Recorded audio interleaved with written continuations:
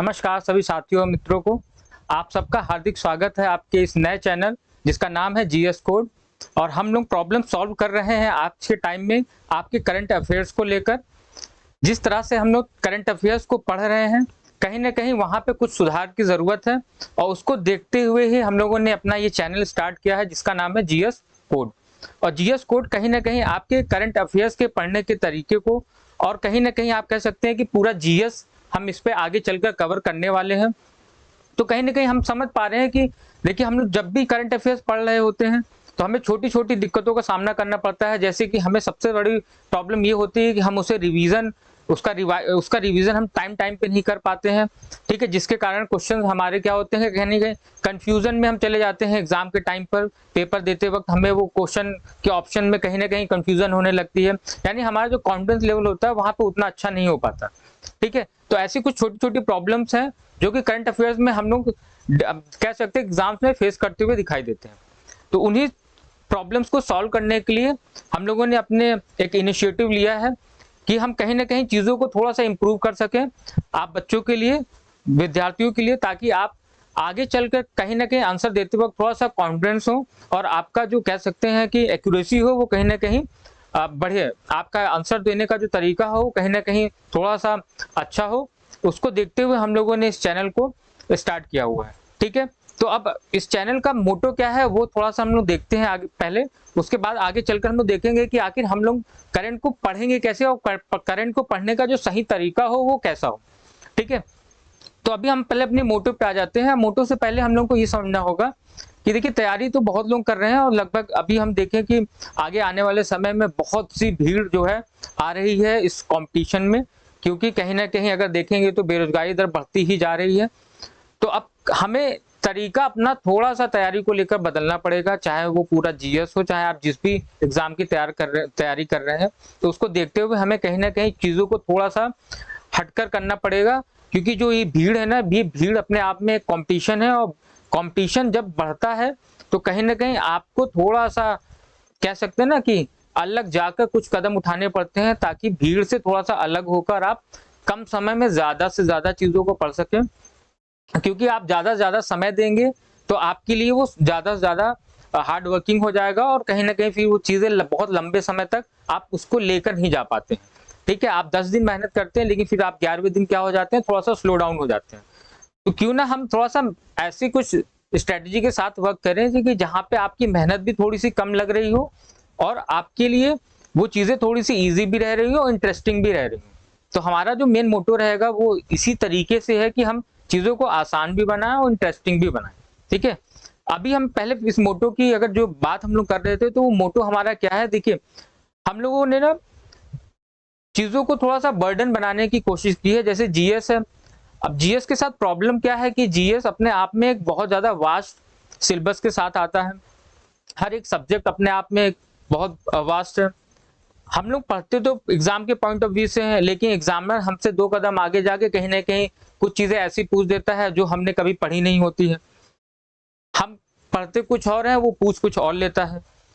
तो क्यों ना हम कुछ ऐसे तरीकों से पढ़ें कि हम कम समय में ही ज्यादा पढ़ सकें और हमारा जो कह सकते हैं ना कि जो रिजल्ट ओरिएंटेड जो हमारा जो कह सकते हैं कि जो स्टडी होती है ना, हम उस तरह से कुछ ऐसा करें कि हमें वहां पे साफ साफ हमें क्लियर पता चले कि आखिर एग्जाम का पॉइंट ऑफ व्यू कैसा रहने वाला है। और एग्जाम आखिर एग्जामिनर जो है वो अगर पिछले साल उसने कुछ ऐसा पूछा हुआ है तो वो आगे कैसा पूछ सकता है, उसका पूछने का तरीका क्या है।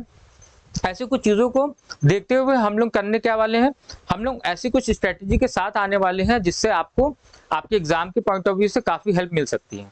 तो सबसे पहले अगर हम लोग मोटो की बात करें तो यहाँ पे अगर आप देख पा रहे हैं कि हमारा जो लक्ष्य है ना कुछ इन पॉइंट्स पे डिपेंडेंट है।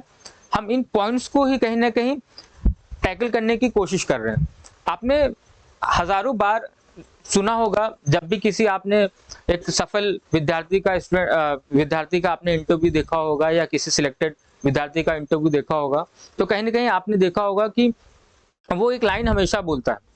वो लाइन होती क्या, वो कहता है कि मैंने एक बुक को 10 बार पढ़ी है रदर देन कि मैंने 10 बुक को एक बार पढ़ी। तो कहीं ना कहीं उसने फोकस किया है एक ही बुक पर, यानी कि अगर हम देखें तो मार्केट में अगर आपकी एक बुक लेकर आओ तो आपके पास इनफ कंटेंट हो जाता है किसी भी एग्जाम को टैकल करने के लिए या क्रैक करने के लिए। तो कहीं ना कहीं अब लेकिन सिनेरियो थोड़ा सा चेंज हुआ है। सिनेरियो इसलिए चेंज हुआ है कि एक बुक से पढ़कर जाने पर भी आपको रिजल्ट हो सकता है कि उतने अच्छे ना मिले आपको। तो इसलिए अगर हम एक बुक पर ही 10 बार उसको रिवाइज कर रहे हैं, इसका मतलब आप उसको 10 बार समय दे रहे हो, तो उसमें आपका टाइम क्या हो रहा होता है, थोड़ा खराब होता है। तो क्यों ना हम उस रिवीजन टाइम को थोड़ा सा कम कर दें।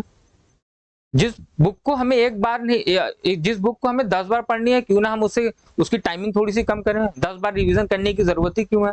अगर कोई चीज 3 से 4 बार रिवाइज करने के बाद आपको याद रह जाती है तो हम 10 बार रिवीजन करेंगे ही क्यों? 10 बार रिवीजन करने की जरूरत ही क्यों पड़ रही है? 10 बार रिवीजन हम कर कर अपना टाइम ही तो खराब कर रहे हैं। लेकिन वो टाइम नहीं खराब कर रहे हैं, असल में वो 10 बार पढ़ रहे हैं ताकि उनकी एक्यूरेसी और आप कह रहे हैं ना उनका कॉन्फिडेंस लेवल क्या हो सके, उस क्वेश्चन में इंक्रीज हो सके। तो उसको देखते हुए अगर हम लोग देखेंगे कि अगर हम वही कॉन्फिडेंस लेवल और एक्यूरेसी अगर हम 2 से 3 बार के रिवीजन में ही ला सकें तो मुझे लगता है कि वो ज्यादा बेहतर होगा, क्योंकि आप कम समय भी देंगे उस बुक पे और इसके अलावा आपको कोई बुक अगर पढ़नी हो उस टॉपिक से रिलेटेड या उस सब्जेक्ट से रिलेटेड तो आप उसको भी पढ़ सकते हैं।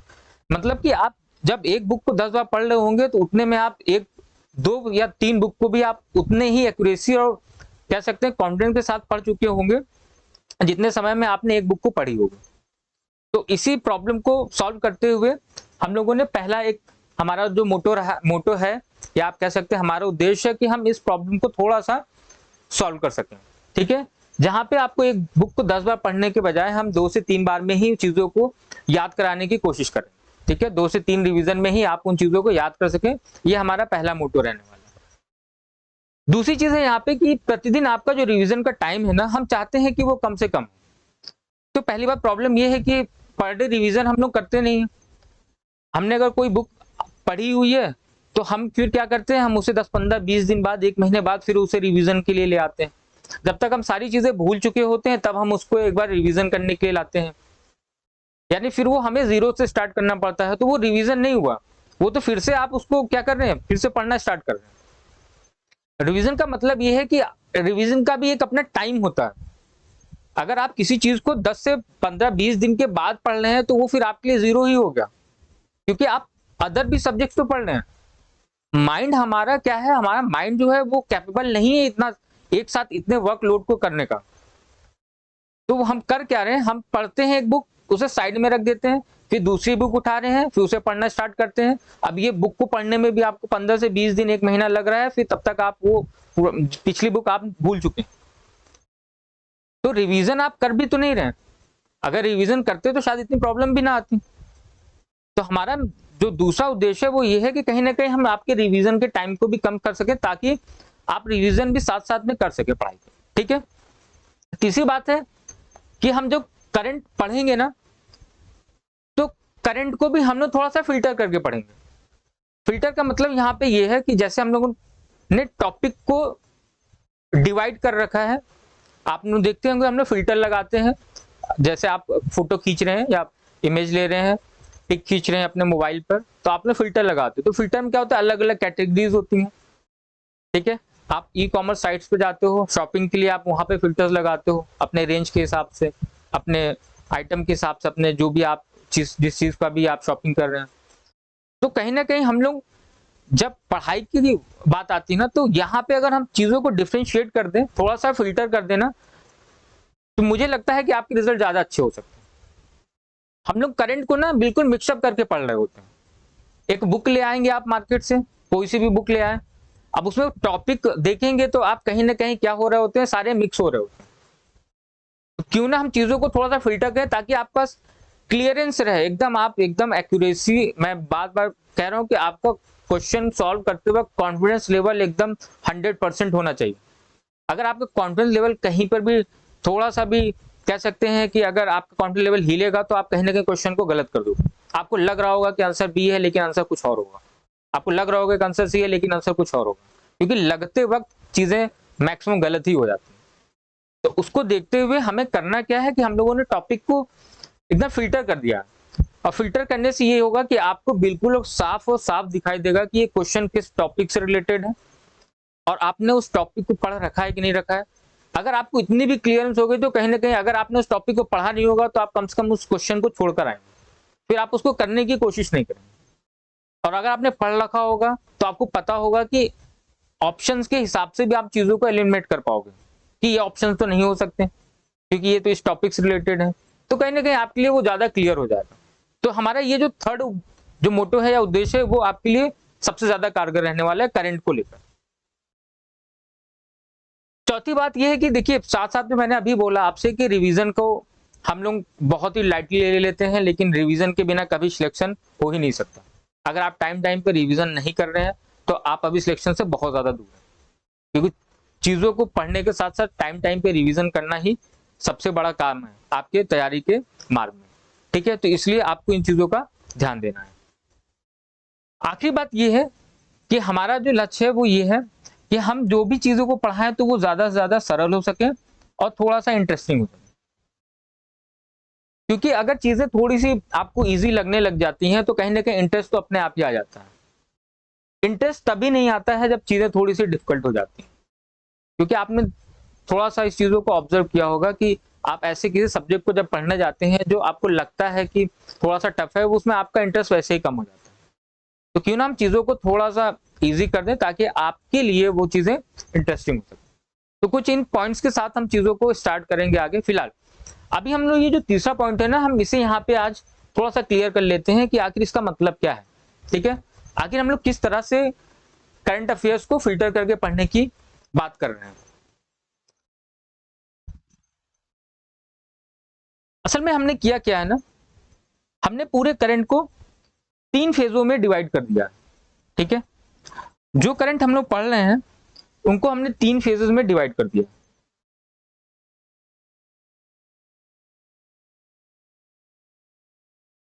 ये जो आपका करंट अफेयर्स का पूरा टॉपिक हो, फेज का मतलब यहां पे कि हमने एग्जाम के पॉइंट ऑफ व्यू से 3 फेज में पूरे करंट अफेयर्स को बांट दिया। फेज 1 है, फेज 2 है और आखिरी में आता है आपका फेज 3। ये हमने एग्जाम के पॉइंट ऑफ व्यू से इनको डिवाइड किया हुआ है। फेज 1 का मतलब सीधा सा है जिसे आप इजी लेवल बोल सकते हो। ऐसे क्वेश्चन जो आपको डायरेक्टली पूछे जाते हैं, जैसे मान लीजिए किसी का अपॉइंटमेंट हो रहा है, नियुक्तियां हो रही हैं, तो वो कुछ एग्जाम्स में डायरेक्ट पूछ लेगा। ठीक है, कहीं पे कोई तूफान आया, साइक्लोन आया, टॉर्नेडो आया, तो सीधा स्थान पूछ लेगा कि कहाँ पे आया। ठीक है, जहां पे क्वेश्चन बिल्कुल डायरेक्ट पूछे जा रहे हैं और आपको डायरेक्ट उसका आंसर पता हो, वैसे क्वेश्चन या वैसे टॉपिक आपके आएंगे कहाँ पे, फेज 1 में, जिसे हमने इजी लेवल भी बोला। ठीक है, फेज 2 में ना थोड़ा सा हम लोग क्वेश्चन लेवल को मीडियम लेवल पे लेकर आते हैं।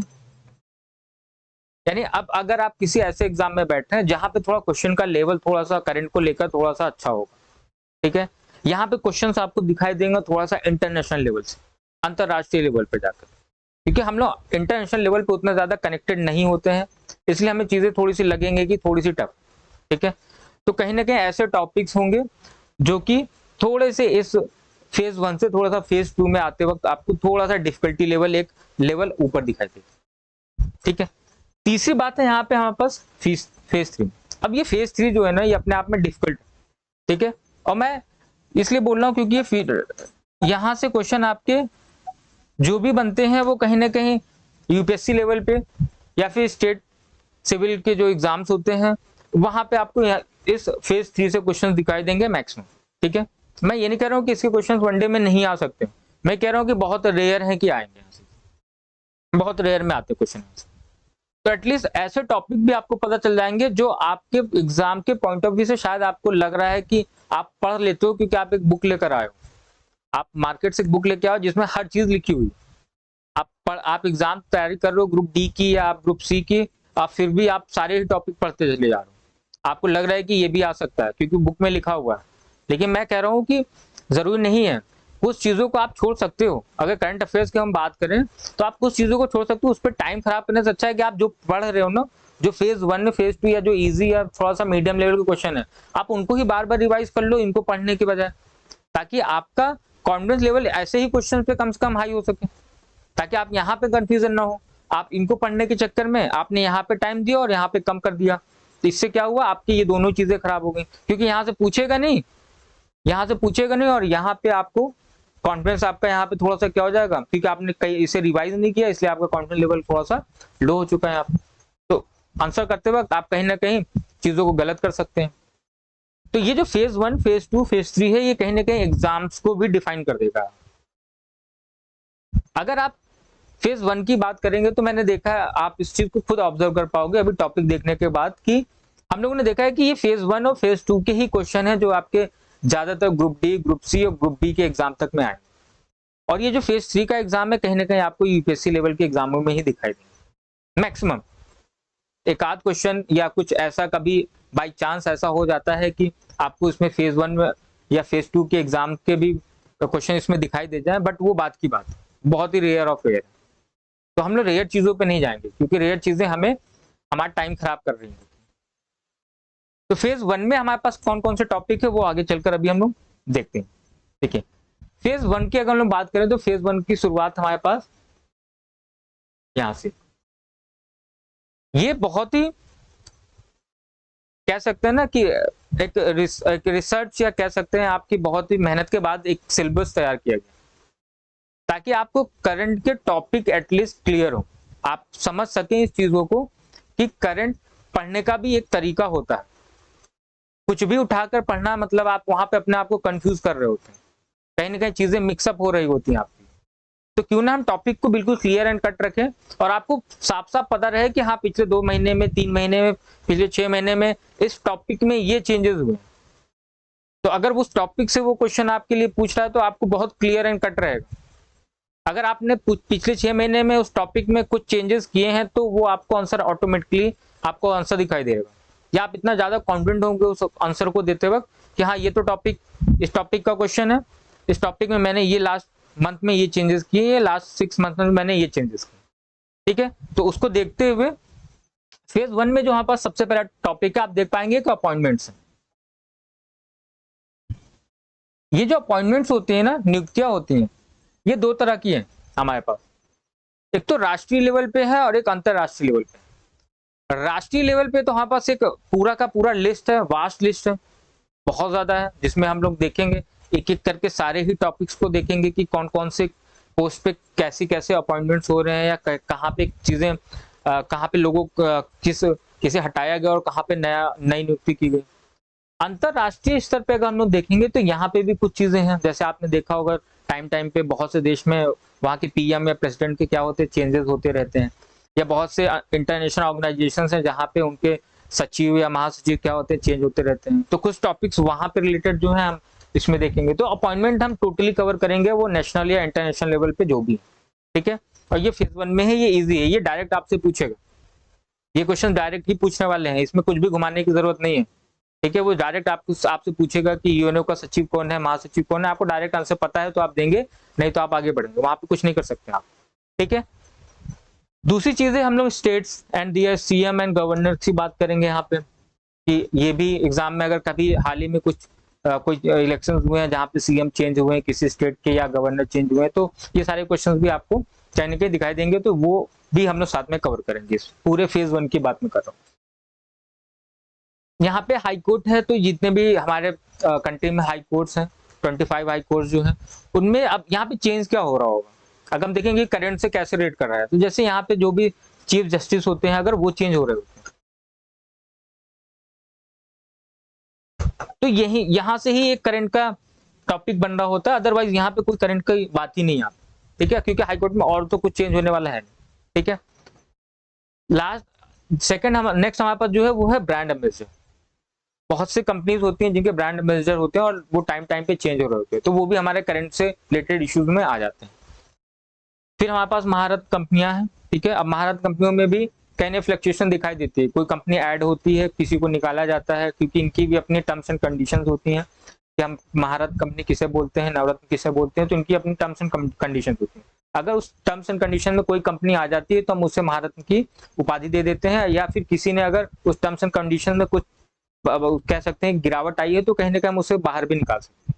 ठीक है, उसके बाद आपका नवरत्न कंपनियां हैं। फिर बुक्स एंड ऑथर, ये सबसे ज्यादा इंपॉर्टेंट चीज है। हर दूसरे एग्जाम में आपको यहाँ से क्वेश्चन दिखाई दे जाता है। ठीक है, तो हाल फिलहाल में जितने भी बुक्स लिखे गए हैं, जो भी उनके ऑथर हैं, उनसे रिलेटेड क्वेश्चंस आपको यहाँ पे दिखाई देंगे। ठीक है, इनसे रिलेटेड टॉपिक्स को हमने देखेंगे और बुक्स की पूरी लिस्ट देखेंगे और किसने उसको लिखा वो देखेंगे। ठीक है, इसके अलावा जो इम्पोर्टेंट डेज लास्ट मंथ्स में देखे गए हैं, हमने सेलिब्रेट किए हैं, उनके टाइटल्स क्या हैं, ठीक है, किस दिन पे किया गया है, क्या डेट है, वो सारी चीजें हम लोग यहाँ पे इन टॉपिक्स में देखते हैं। इसके बाद हम लोग देखते हैं कंट्रीज, कैपिटल एंड करेंसी। जो विभिन्न कंट्रीज हैं उनकी कैपिटल क्या है, करेंसीज क्या है, तो ये थोड़ा सा स्टैटिक से रिलेटेड टॉपिक है, बट इसे हम लोग यहाँ पे कवर कर लेंगे। ठीक है, नेक्स्ट हमारे पास आता है इंपॉर्टेंट ऑपरेशंस। अगर आप देख पा रहे हैं कि इंपॉर्टेंट ऑपरेशंस की अगर बात करें तो बहुत से ऑपरेशंस चलाए जाते हैं टाइम टू टाइम। ठीक है, कुछ कह सकते हैं आपकी कुछ पर्टिकुलर वर्क्स के लिए, जैसे अभी यूक्रेन से भारतीय को निकालना था तो कुछ ऑपरेशन चलाए गए। ठीक है, हमारे कह सकते हैं अभी हमें इजराइल और फिलिस्तीन के बीच में जो युद्ध चल रहा है वहां से लोगों को निकालने के लिए ऑपरेशन चलाए गए। बहुत से ऑपरेशन हम लोकल लेवल पे भी चला रहे होते हैं। ठीक है, कुछ पर्टिकुलर इश्यूज को सॉल्व करने के लिए भी हम ऑपरेशन चलाते हैं, तो वैसे ऑपरेशन भी हम लोग यहाँ पे कवर करेंगे, लेकिन करंट के पॉइंट ऑफ व्यू से ही करेंगे। मतलब लास्ट 6 मंथ या 1 ईयर में जो भी हमारे पास ऑपरेशन रन किए गए हैं हम केवल उनकी ही बात करेंगे। हम बहुत ज्यादा पीछे जाने की बात नहीं यहाँ पे, क्योंकि हम लोग ये सारे ही करंट के अकॉर्डिंग ये चीजों को पढ़ रहे हैं। ठीक है, नेक्स्ट हमारे पास आता है वो हरिकेन्स एंड टॉर्नेडोज की बात करते हैं, यानी जो तूफान और चक्रवात आपने देखा होगा कि ओशियंस में या सुनामी आती है, या फिर टाइम टाइम पे साइक्लोन्स और टॉर्नेडोज आपको दिखाई देते हैं। किस कंट्री में आया वो डायरेक्ट आपसे पूछता है कि किस निम्नलिखित जो तूफान है वो किस कंट्री में आया। ठीक है, या उसका नाम किसने दिया।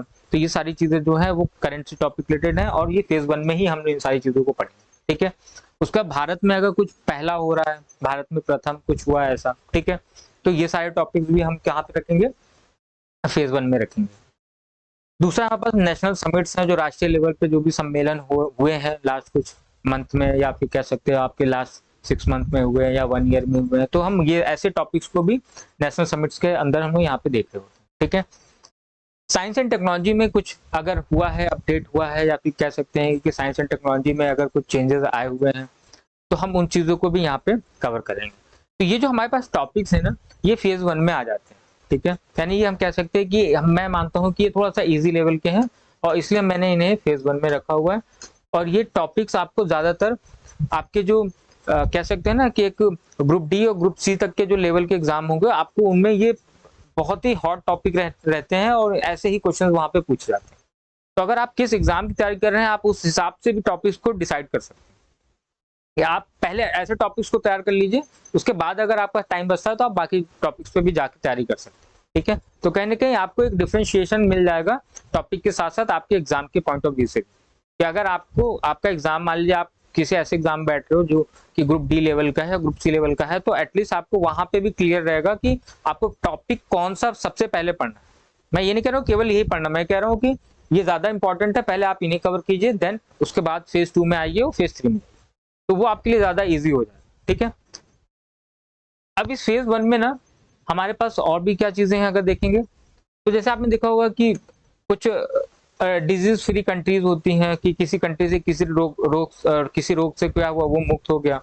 ठीक है, तो वो कौन कौन सी कंट्रीज हैं जिन्हें किसी डिजीज से फ्री किया गया है या रोग मुक्त किया गया है, तो ऐसे टॉपिक भी आपके जो आएंगे वो फेज 1 में आ जाएंगे। ठीक है, तो उनसे रिलेटेड हमारे पास जो भी करंट होगा, और अगर किसी जगह पे कोई इलेक्शन हो रहे हैं, जैसे इंडिया में ही मान लीजिए लगभग हर साल कहीं ना कहीं किसी स्टेट में क्या होते हैं, इलेक्शंस होते हैं, तो वो भी एक इशू होता है जो क्वेश्चंस कहीं ना कहीं पूछे जाते हैं एग्जाम में, तो उनको देखते हुए भी हम देखेंगे कि इन टॉपिक को कवर हमें करना है। ठीक है, फिर हाल में बदले गए जो नाम होते हैं, ये देखिए आप, ये भी इंपॉर्टेंट है, कहीं ना कहीं बहुत से स्टेशन के नाम बदले जाते हैं, बहुत से शहरों के नाम बदले जाते हैं। ठीक है, लास्ट कुछ ईयर में तो बहुत ज्यादा ही नाम चेंजेस किए गए हैं।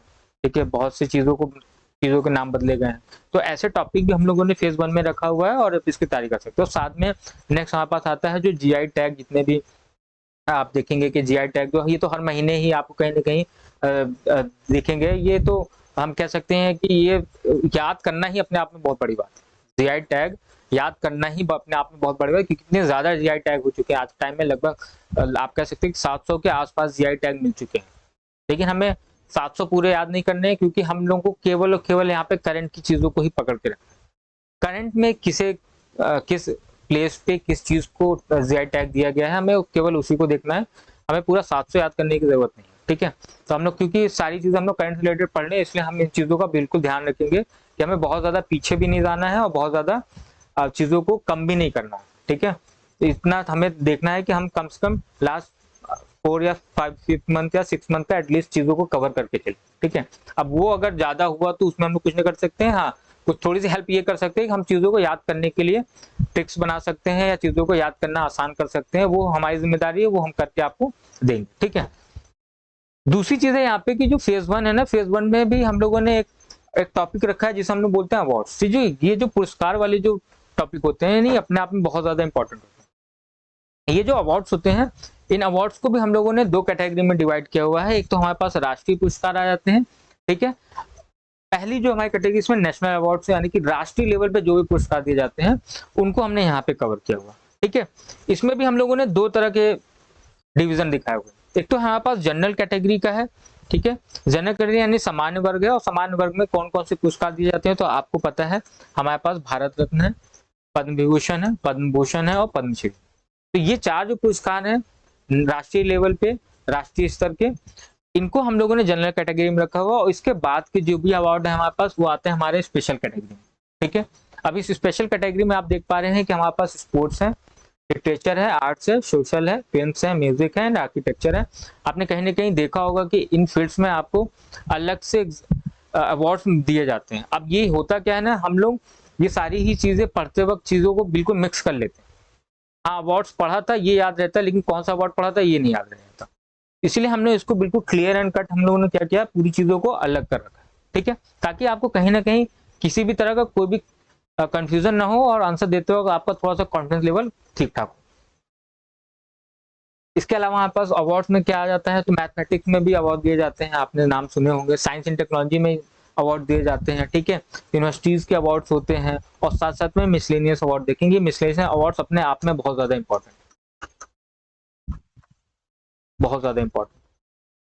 क्योंकि अगर देखा जाए ना, तो ये जितनी भी अवार्ड्स हमने देखे हैं, इनमें सबसे ज़्यादा जो अवार्ड्स हैं वो मिसलेनियस अवार्ड, मतलब कहीं से भी उठ के कोई भी अवार्ड आपको दिया जाता है, तो वो एक अलग कैटेगरी, कोई कैटेगरी ही नहीं है उसकी। तो वहाँ पे हम लोग उनको मिसलेनियस अवार्ड्स में क्या कर लेंगे, देख लेंगे, ठीक है? और ये अपने आप में बहुत बड़ी लिस्ट होने वाली है। सबसे ज़्यादा तो मुझे लगता है कि सबसे बड़ी लिस्ट तो आपकी इसी मिसलेनियस अवार्ड्स की रहने वाली है, और क्वेश्चन भी कहीं न कहीं इस मिसलेनियस अवार्ड से सबसे ज़्यादा पूछे जाते हैं, क्योंकि उसे पता है कि कंफ्यूजन यहीं पे होने वाली है, क्योंकि मैक्सिमम अवार्ड्स तो मिसलेनियस अवार्ड्स की, ठीक है? अब हम लोग आ जाते हैं ना, हमारे पास नेक्स्ट जो है हमारे पास वो फेज 2। ये जो फेज 2 है ना, ये मीडियम लेवल के क्वेश्चन इसमें रहेंगे। तो कहीं ना कहीं टॉपिक की अगर हम लोग बात करें, तो आपको दिखाई दे रहा है यहाँ पे हम लोगों ने अब इंटरनेशनल ऑर्गेनाइजेशंस को रखा हुआ है। अच्छा, इंटरनेशनल ऑर्गेनाइजेशन की अगर बात करें, तो आपने जैसे बहुत से नाम सुने होंगे, यूएनओ है, आईएमएफ है, ठीक है, वर्ल्ड बैंक है, डब्ल्यूएचओ, ये सारे इंटरनेशनल ऑर्गेनाइजेशन। अच्छा, अब यहाँ पे करंट के हिसाब से कैसे आपको क्वेश्चन बन सकते हैं, तो कहीं ना कहीं आपको पता है वो चेंज क्या कर सकते हैं कि हाँ, उनके प्रेसिडेंट कौन है, ठीक है? वो टाइम टाइम पे प्रेसिडेंट में कहीं ना कहीं बदलाव आ सकता है, उनके सेक्रेटरी में बदलाव आ सकता है। तो हम केवल और केवल उसी पॉइंट से स्टिक होके ही यहाँ पे चीजों को पढ़ेंगे। यहाँ पे हमें स्टैटिक जीके को और करंट को मिक्स करने की जरूरत नहीं है। हम अगर इंटरनेशनल ऑर्गेनाइजेशन पढ़ लें, तो कहीं ना कहीं अगर उसमें कुछ चेंज आए हैं लास्ट फ्यू मंथ्स में, तो हम केवल उन्हीं चीजों को पढ़ेंगे। स्टैटिक के लिए तो अलग से वीडियोस, अलग से पूरा एक हम लोग चीजों को लाएंगे, और स्टैटिक तो अलग से तैयार की जाएगी, ठीक है? इसके बाद आपने देखा होगा बहुत से इंडेक्सेस आपको टाइम टाइम पे रिलीज किए जाते हैं अलग अलग ऑर्गेनाइजेशंस के थ्रू, तो वो इंडेक्सेस भी आपके फेज 2 में है, ठीक है? आप देख पा रहे हैं, आप कुछ समझ पा रहे हैं कि ये जो चीजें हैं थोड़ी थोड़ी धीरे धीरे क्या हो रही है, इनका जो क्वेश्चन का लेवल है वो धीरे धीरे क्या हो रहा है, थोड़ा सा इंक्रीज हो रहा है, ठीक है? फिर एग्रीकल्चर एंड मिनरल प्रोडक्शन होते हैं, जो आपने देखा होगा कृषि तथा खनिज उत्पादन, किस राज्य में सबसे ज्यादा किस चीज का प्रोडक्शन हो रहा है, चाहे वो आप कह सकते हैं कृषि से रिलेटेड हो या फिर आपकी खनिज से रिलेटेड हो, ठीक है, या कंट्री लेवल पे भी हम लोग देखते हैं, ठीक है। तो वो सारी चीजें हम लोग यहाँ पे रखेंगे, यहाँ पे हम पूरे लिस्ट को देखेंगे। इसके बाद हमारे पास डिफेंस एक्सरसाइजेज होती हैं, बहुत से रक्षा अभ्यास किए जाते हैं, मिलिट्री एक्सरसाइजेज की जाती हैं, अलग अलग कंट्री के साथ की जा सकती हैं, ठीक है। या हमारे ही कह सकते हैं तीनों फोर्सेस मिलकर भी कर सकते हैं, या डिफरेंट डिफरेंट ऑर्गेनाइजेशन भी साथ में कर सकती हैं, तो उनका भी एक लिस्ट हम लोग यहाँ पे देखेंगे, ठीक है। साथ में देखिए यहाँ पे countries president and prime minister आ गया। मैंने आपको अभी बोला कि ये जो प्राइम मिनिस्टर और प्रेसिडेंट है ये डिफरेंट डिफरेंट कंट्रीज के हैं, और यहाँ पे फ्रिक्वेंटली आपको चेंजेस दिखाई देते हैं। तो जिनके भी चेंजेस होंगे हम वहाँ पे करंट के अकॉर्डिंग चीजों को देखते चलेंगे। नेक्स्ट हमारे पास है मोबाइल एप्स एंड पोर्टल्स, जो कि अलग अलग आप कह सकते हैं कि गवर्नमेंट क्या करती है, डिफरेंट डिफरेंट टाइम्स पे कुछ एप्स एंड पोर्टल्स को लॉन्च करती रहती है, ताकि हम लोगों के लिए वो चीजें कुछ कोई प्रोग्राम भी लॉन्च किया तो उसके लिए कोई ना कोई ऐप या पोर्टल लॉन्च कर दिए जाते हैं, ताकि वो प्रोग्राम को हम जल्दी से जल्दी लोगों तक पहुंचा सकें और वो चीजों को जल्दी से जल्दी समझा सकें। कुछ कमिटियां बनती हैं, ठीक है, टाइम टाइम पे, तो उन कमिटियों को भी हम पढ़ते चलेंगे। वो सारी चीजें हमने फेज 2 में रखी है। इंपॉर्टेंट पर्सन होते हैं जिनकी डेथ हो जाती है, इससे रिलेटेड क्वेश्चन भी एग्जाम में कई बार पूछे जाते हैं और बराबर पूछे जाते हैं, तो इसलिए ये टॉपिक भी हम लोगों ने फेज 2 में रखा हुआ है। आप खुद इस चीज को मुझे लगता है अनुभव कर पा रहे हैं कि कहने के फेज 1 के टॉपिक आपको इजी लग रहे होंगे और फेज 2 में थोड़ा सा एक लेवल आपको अब दिखाई देगा, ठीक है। फिर यहाँ पे अपॉइंटमेंट्स आ तो गए हैं फिर से, लेकिन अपॉइंटमेंट्स ये कैसे, ये अपॉइंटमेंट्स हमने मेनली इंटरनेशनल लेवल पे देखेंगे, ठीक है, इंटरनेशनल लेवल पे देखेंगे। तो इन चीजों को हमें ध्यान रखना है कि हमें पढ़ते वक्त बिल्कुल क्लियर एंड कट रखना है, ठीक है, कि टॉपिक क्या पढ़ना है। हाँ, लास्ट 6 मंथ में हाँ इस टॉपिक में कुछ चेंज हुआ था कि नहीं हुआ था, अगर हुआ था तो अच्छा है, फिर वो आपको याद रखना है, नहीं तो कोई याद रखने की जरूरत नहीं, ठीक है। यूनिवर्सिटी से रिलेटेड जो भी अफेयर्स होते हैं वो हम देखेंगे यहाँ पे। मिनिस्ट्री रिलेटेड अफेयर्स होगा, मंत्रालयों में जो टाइम टाइम पे जो भी चेंजेस आते हैं या कुछ प्रोग्राम लॉन्च किया गया है, तो कहीं ना कहीं उन चीजों को हम लोग यहाँ पे देखेंगे, ठीक है। साइंस एंड टेक्नोलॉजी में फिर यहाँ पे आ रहा है, क्योंकि साइंस एंड टेक्नोलॉजी का एक अपना, हर एक फेज में आपको साइंस एंड टेक्नोलॉजी दिखाई देगा, क्योंकि इसका एक अपना लेवल, ठीक है। कहीं पे क्वेश्चन इजी होते हैं और कहीं पे टफ होते हैं, तो जो थोड़ा सा मीडियम लेवल के होंगे वो हम लोग यहाँ पे देखेंगे। दूसरी चीज यहाँ पर इंटरनेशनल समिट्स भी हो रही होती हैं, जैसे हाल ही में अभी G20 का समिट हुआ, ठीक है, ब्रिक्स के समिट हुए, आसियान के समिट्स हुए, तो ये इंटरनेशनल समिट्स हैं, ये जब भी होंगे तो हम उससे रिलेटेड चीजों को यहाँ पे फेज 2 में पढ़ते हैं, ठीक है। कुछ सूचियां टाइम टाइम पे रिलीज होती रहती हैं, तो उन सूचियों को भी देखेंगे यहाँ पे। ये सूचियां मेनली इंटरनेशनल लेवल पे होंगी, ठीक है, या नेशनल लेवल पे होंगी, दोनों ही हम लोग यहाँ पे कवर कर लेंगे यहाँ पे, ठीक है। ये नेशनल और इंटरनेशनल लेवल दोनों पे ही कवर कर लेंगे।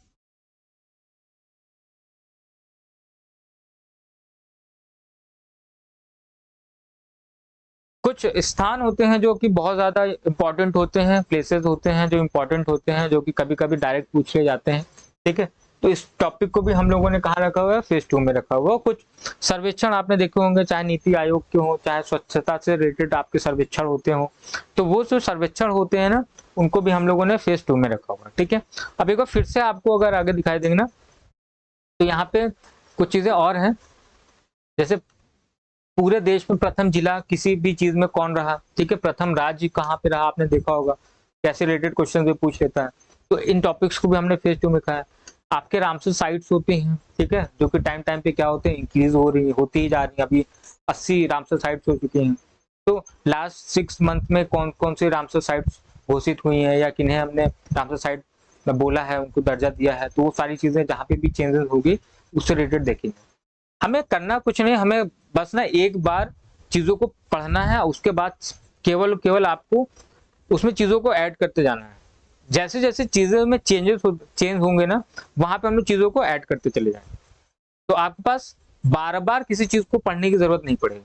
अगर कहीं पे कुछ चेंज हुआ है तो बस आप उस टॉपिक को खोलिए, वहां पे उस चेंजेस को चेंज को लाके आप उसको कट कीजिए, उसको चेंज कीजिए और चीजों को फिर से रिवीजन पे रखिए। बार बार चीजों को पढ़ने की कोई जरूरत नहीं, ठीक है। इसमें भी हम लोग अवार्ड्स को रखते हैं, और अवार्ड्स आप यहाँ पे देख पा रहे हैं कि इंटरनेशनल अवार्ड्स हैं। फेज 1 में हम लोगों ने नेशनल अवार्ड पढ़े थे, अब ये इंटरनेशनल अवार्ड था। अब नेशनल अवार्ड और इंटरनेशनल अवार्ड में भी हम लोगों ने 2 कैटेगरी बना रखी है, तो इसमें भी जनरल कैटेगरी है। जैसे जनरल कैटेगरी आपने देखा होगा, नोबेल प्राइज है, रमन मैग्सेसे अवार्ड है, ठीक है, तो एक जनरल कैटेगरी के अवार्ड्स हैं, ये किन्हीं को भी दिए जा सकते हैं। इसके बाद हम लोगों ने इसकी स्पेशल जो कैटेगरी रखी हुई है, इसमें ये सारे अवार्ड हैं, जैसे फिल्म एंड म्यूजिक से रिलेटेड है, ब्यूटी कॉम्पिटिशन रिलेटेड, फोटोग्राफी है, साइंस एंड टेक्नोलॉजी है, लिटरेचर है, जर्नलिज्म है, बिजनेस है, और यहाँ पे भी मिसलेनियस अवार्ड है। तो ये जो टॉपिक्स हैं, हमें आगे चलकर अगर यहाँ पे कुछ चेंजेस करने पड़ेंगे, कुछ टॉपिक्स को ऐड करने पड़ेंगे तो हम वो भी कर लेंगे, ठीक है, कुछ को हटाने पड़ेंगे तो हम वो भी करेंगे। ये डिपेंड करता है कि आपका इंटरेस्ट क्या है, कौन कौन से टॉपिक्स को आपको आपका इंटरेस्ट लग रहा है कि हाँ ये टॉपिक ज्यादा इंपॉर्टेंट, ठीक है। फिलहाल ये सारी चीजें हैं वो हमारे हिसाब से बेहतर है, ठीक है, तो हमें इन पे ही वर्क करना है। एक एक करके सारी चीजें टॉपिक पढ़ेंगे और इन टॉपिक्स को पूरा करते करते हमें लगभग 1-1.5 महीने लगेंगे, 2 महीने लगेंगे, लेकिन अगर आप रेगुलर इस क्लासेस को करते चलेंगे तो कहीं ना कहीं एक पूरा करंट का आपके पास एक टॉपिक वाइज कलेक्शन होगा, और फिर आपको 1.5 से 2 महीने के बाद आपको करंट पे 2-2, 2.5-2.5, 3-3 घंटा टाइम देने की कोई जरूरत ही नहीं पड़ी। बस अगर आपने कहीं पे कोई चेंजेस देखे तो आइए उसको वहां पे अपने नोट्स में चेंज कीजिए और उसको रिवाइज कीजिए। बस रिवीजन करते रहना है आपको, यहाँ पे करंट को बार बार आपको 2-2, 2.5 घंटे या 1.5 घंटे करंट को पढ़ने की कोई जरूरत नहीं पड़ेगी। तो कहीं ना कहीं आपका वो टाइम जो होगा ना वो कम हो जाएगा और आप अदर सब्जेक्ट पे भी टाइम दे पाओगे, और साथ साथ में आपका रिवीजन तो हो ही था, रिवीजन आप करते ही चल रहे हैं, ठीक है। तो इन चीजों के लिए ये ज्यादा इंपॉर्टेंट है। फेज 3 जो है, मैंने आपको पहले ही इसीलिए थोड़ा सा इस चीज को बताया कि ये फेज 3 में ऐसे टॉपिक्स मैंने रखे हैं जो थोड़े से टफ हैं, और कहीं ना कहीं आप देख पाएंगे कि आपको थोड़े से सिविल एस्पायरेंट्स के लिए आपको यहाँ पे क्वेश्चन दिखाई देंगे, ठीक है, जो कि सिविल की तैयारी कर रहे हैं या आप कह सकते हैं पीसीएस की तैयारी कर रहे हैं या उस लेवल की तैयारी कर रहे हैं, ग्रुप बी या ग्रुप ए के एग्जाम्स की तैयारी कर रहे हैं, उनको यहाँ से क्वेश्चन आपको दिखाई देते हैं। तो ये मेनली हम लोग कह सकते हैं कि ये जो ग्रुप बी और एंड ए इस लेवल के जो एग्जाम है ना, इनकी जो प्रिपरेशन कर रहे हैं उनके लिए ये फेज 3 के टॉपिक सबसे ज्यादा कह सकते हैं कि इंपॉर्टेंट है। जैसे आपने देखा होगा बजट से रिलेटेड जो भी क्वेश्चन पूछा जाता है, अब बजट अपने आप में बहुत ही ज्यादा क्या होता है, आप कह सकते हैं कि बोरिंग एक टॉपिक होता है, इंटरेस्ट उसमें कभी आएगा ही नहीं। क्यों? क्योंकि वो इतना ज्यादा कैलकुलेटिव होता है, इतना ज्यादा न्यूमेरिक होता है, उसमें न्यूमेरिक वर्ड्स इतने ज्यादा होते हैं कि आपको वो चीजें बहुत ज्यादा कंफ्यूज करने लगती हैं, और जहां पे कंफ्यूजन आएगा इंटरेस्ट अपने आप ही खत्म हो जाएगा। जहां पे चीजें टफ लगेंगी तो वहां पे इंटरेस्ट अपने आप ही क्या हो जाएगा, कम हो जाएगा। तो इसलिए बजट को मैंने आप देखा, इकोनॉमिक अफेयर्स आप देख पाते हो, जो इकोनॉमिक से रिलेटेड जितने भी इश्यूज हो रहे होते हैं ना कंट्री में या इंटरनेशनल लेवल पे, उनसे रिलेटेड जितने भी आप कह सकते हैं कि टॉपिक कह सकते हैं कि इश्यूज होंगे, हम उनको इकोनॉमिक अफेयर्स में चाहिए। नेक्स्ट यहाँ पर देखिए साइंस एंड टेक्नोलॉजी, मैंने हर एक फेज में साइंस एंड टेक्नोलॉजी इसीलिए रखा हुआ है क्योंकि साइंस एंड टेक्नोलॉजी के क्वेश्चन बहुत हार्ड से लेकर इजी तक होते हैं। तो मैं नहीं चाहता हूं कि आपको कहीं पे भी अगर इजी वाले हो तो इजी वाले छूट जाए। अगर मैं केवल इसे फेज 3 में रख दूंगा तो मुझे फेज 3 के अकॉर्डिंग क्वेश्चंस और टॉपिक्स को इसमें रखने पड़ेंगे, फिर फेज मीडियम फेज 2 और फेज 1 वाले रह जाएंगे। इसलिए मैंने इसे लगभग हर फेज में लिख दिया है कि अगर कहीं पे इजी साइंस एंड टेक्नोलॉजी से रिलेटेड कोई इजी क्वेश्चन होंगे तो हम लोग उसे फेज 1 में रख देंगे, थोड़े से अगर मीडियम लेवल के होंगे तो फेज 2 में रखेंगे, और फेज 3 में हम लोग इसको रखेंगे अगर वो कुछ हार्ड लेवल के क्वेश्चन है। स्पेस न्यूज से रिलेटेड जो भी होंगी यहाँ पे रख देंगे। इंटरनेशनल रिलेशंस, अब ये जो हमारा आईआर है ये आपको पता है कि ये अच्छा खासा वेटेज रखता है आपकी यूपीएससी के एस्पायरेंट्स के, तो आईआर से रिलेटेड जितने भी हमारे इश्यूज होंगे वो कहीं ना कहीं हम लोग फेज 3 में पढ़ेंगे, ठीक है। तो यहाँ पास जो कॉन्स्टिट्यूशनल अमेंडमेंट्स होते रहते हैं टाइम टाइम पे, हम इनको यहाँ पे पढ़ते हैं, ठीक है। ये कॉन्स्टिट्यूशनल अमेंडमेंट्स जो है ये अपने आप में बहुत ज्यादा इंपॉर्टेंट है और कहने के आप सकते हैं कि कनेक्टेड होते हैं एग्जाम के पॉइंट ऑफ व्यू से, ठीक। संवैधानिक संशोधन यहाँ पे भी यहीं पे देखेंगे, और अदर स्टेट्स की जो योजनाएं होती हैं ये भी हम लोग यहाँ पे देख सकते हैं, ठीक है। तो फेज 3 की अगर हम लोग बात कर रहे होंगे ना तो आप देख सकते हैं कि यहाँ पे जो क्वेश्चंस आपको दिखाई दे रहे हैं थोड़े से हार्ड लेवल के, थोड़े से हार्ड लेवल के। तो इस तरीके से हम लोगों ने पूरे करंट को 3 फेजेस में डिवाइड कर दिया है, और अगर आपको लग रहा है कि हाँ ये फेज वाइज पढ़ने में आपको थोड़ा सा भी हेल्प मिलेगा तो इन चीजों को आपको खुद ऑब्जर्व करना है, थोड़ा सा चीजों को शेयर और लाइक करते चलना है, ठीक है। यहाँ पे आपको खुद इस चीज को फील करना है, रियलाइज करना है कि क्या ये डिवीजन इससे पहले आपने कभी देखा है, ये फिल्ट्रेशन कभी आपने करंट को लेकर देखा है। ये मैंने चीजें आपको केवल और केवल इजी बनाने के लिए ही किया हुआ, आप ज्यादा से ज्यादा इजी तरीके से करंट अफेयर्स को पढ़ सको और आपका टाइम ज्यादा से ज्यादा बच सके। ये टाइम आपका तभी बचेगा जब आप कॉन्टिन्यूसली 1.5 से 2 महीने मेरे साथ लगकर पढ़ोगे और एक एक करके हम लोग ये सारे टॉपिक्स को कवर कर लेंगे। फिर चीज़ों को धीरे धीरे बस हमें क्या करना होगा, अगर कहीं पे कोई चेंज होगा तो हम उस टॉपिक पे जाएंगे, उस टॉपिक में चेंज करेंगे और रिवीजन करेंगे और आगे बढ़ेंगे। हमें बार बार चीज़ों को पढ़ने की ज़रूरत नहीं पड़ेगी, ठीक है। तो इस तरीके से हम लोग आगे चलकर करंट को एक एक करके एक एक टॉपिक को हम लोग डिसाइड करेंगे और उसी हिसाब से चीज़ों को वीडियो के माध्यम से कंटिन्यू करते चलेंगे, ठीक है। तो ये सबसे पहले टॉपिक आपको क्या पढ़ना है, क्या है, वो चीज़ें हम लोग बाद में डिसाइड करते चलेंगे और जैसा जैसा आप लोगों को कमेंट आता जाएगा उसी हिसाब से हम लोग चीज़ों को बेहतर करते चले जाएंगे और टॉपिक भी उसी हिसाब से डिसाइड करते चलेंगे। कोई ज़रूरी नहीं है कि हम टॉपिक जिस तरह से मैंने लिखा हुआ है हम उसी तरीके से चलें। आपके हिसाब से आप जैसा कहोगे उस हिसाब से हम वो टॉपिक को उठाएंगे और पहले उन्हीं टॉपिक्स को कवर करते चलेंगे। तो आज का वीडियो यहीं पे समाप्त करते हैं। बहुत बहुत धन्यवाद और बहुत बहुत धन्यवाद आपका। और कहीं ना कहीं आप लोग इन चीज़ों से अगर आपको हेल्प मिल पा रही है तो मैं चाहता हूँ कि चीज़ों को ज़्यादा से ज़्यादा शेयर एंड लाइक जरूर कीजिएगा। बहुत बहुत धन्यवाद।